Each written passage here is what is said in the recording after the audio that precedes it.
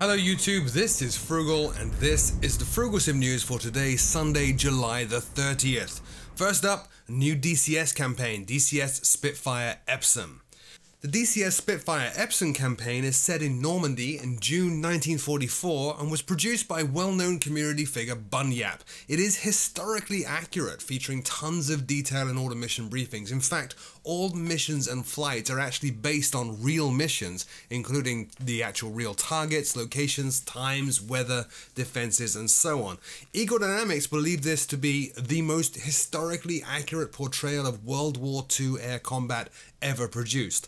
The campaign encompasses 12 missions in total, has hundreds of custom recorded voiceover messages throughout, and fully demonstrates also new AI features like flak avoidance and period formations. It does of course require the Normandy map in DCS World 2. The price is $9.99. More information at the digitalcombatsimulator.com link in the show notes below.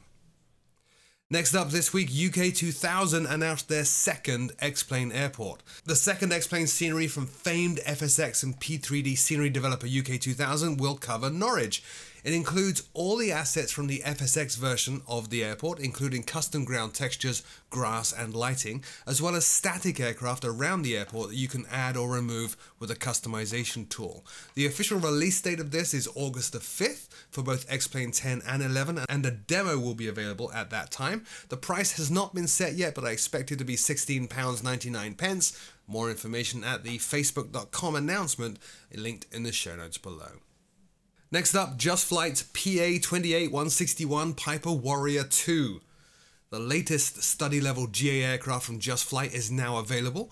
It was built from the ground up with complete access to GBOZI, a Piper Warrior 2 based at Conington Airfield in the UK. The Warrior 2 is of course a four-seater piston engine aircraft with fixed tricycle gear. Just Flight's version features 4K textures and a completely accurate 3D virtual cockpit, even down to modeling the screws in the cockpit.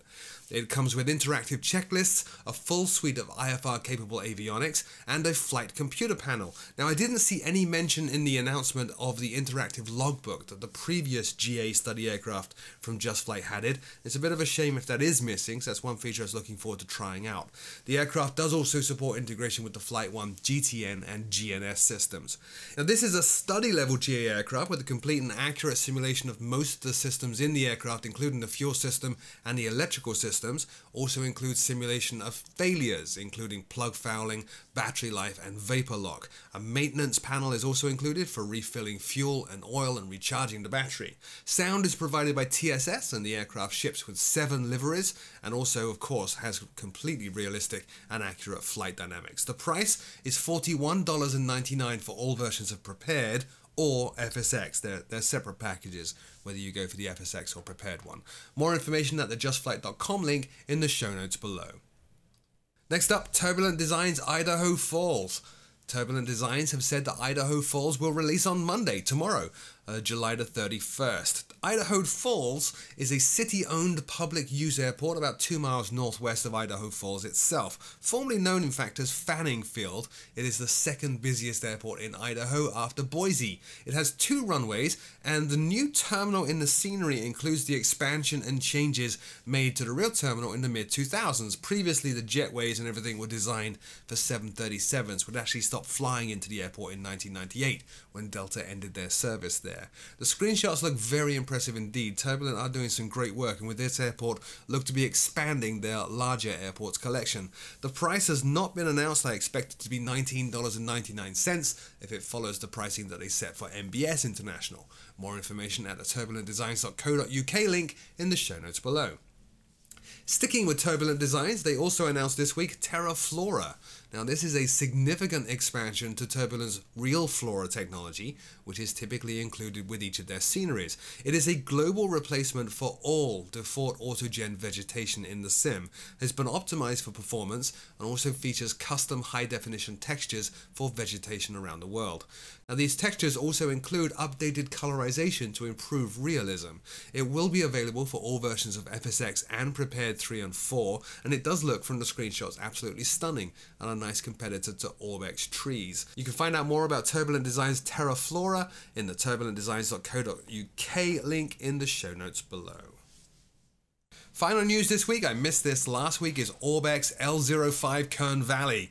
Now I did preview this a couple of weeks ago, but it is now available at long last. Just to summarize what I said in that previous preview, Kern Valley is a very unique small airport in the southern Sierra Mountains. It's a non-towered airport and all radio traffic is on Unicom.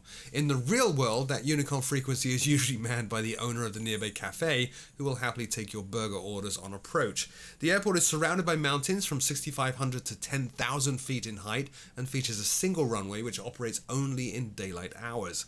The scenery, now it's been released and we have more detail, features 250 square kilometers at a resolution of 80 centimeters per pixel and 30 centimeters per pixel on the airport itself.